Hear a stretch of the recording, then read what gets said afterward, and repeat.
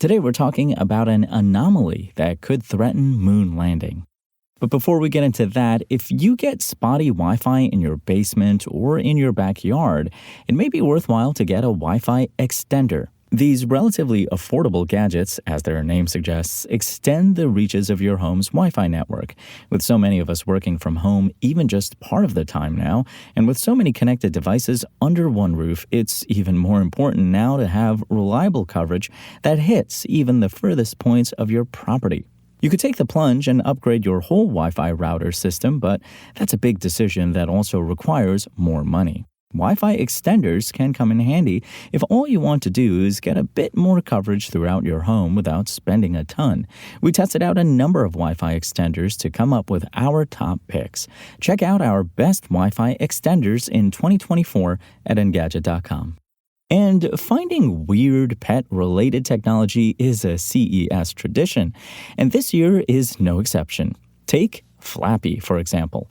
The Swiss startup is showing off an AI-powered cat door that automatically locks if your kitty tries to bring in prey it caught from the outside. On the side of the door facing the outside, you'll find a motion sensor and night vision camera.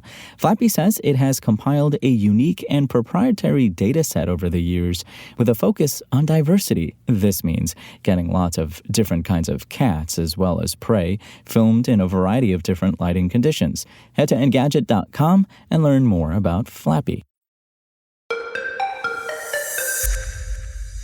The Peregrine spacecraft has experienced an anomaly that could endanger its planned moon landing, as reported by the BBC. Astrobotic, the private company behind the project, says this anomaly prevents the spacecraft from pointing its solar panels at the sun.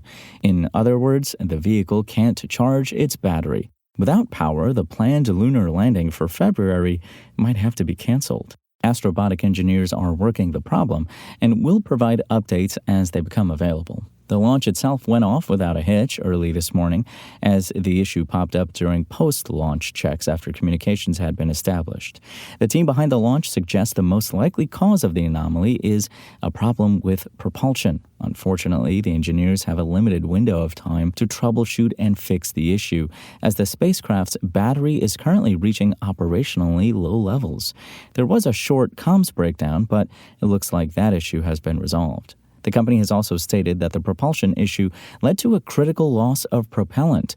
Astrobotic has planned for a wide variety of fault scenarios and could get everything squared away before too long, but it's looking less likely by the minute. The company says it's still trying to stabilize the propellant loss, but is investigating alternative mission profiles and trying to save as much science and data as it can. Peregrine is supposed to be the first American lunar lander to visit the moon in over 50 years. The United Launch Alliance's new Vulcan Centaur rocket carried the craft out of the atmosphere.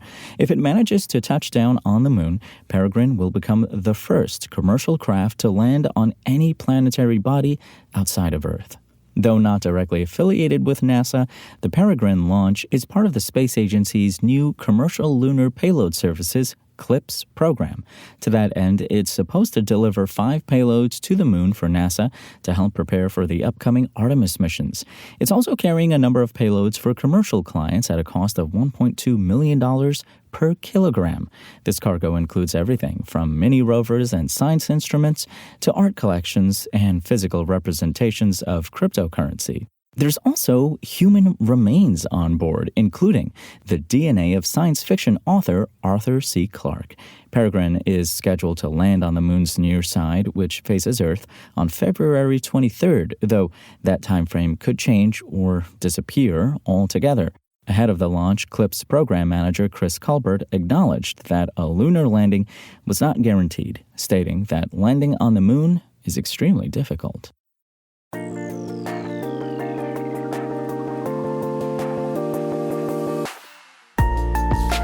Thanks for listening to the show. Make sure to rate, review, and subscribe on Apple Podcasts. Today's show featured journalism by Engadget contributor Lawrence Bonk and was produced by Spoken Layer. I'm Imran Sheikh, and we'll talk more tomorrow.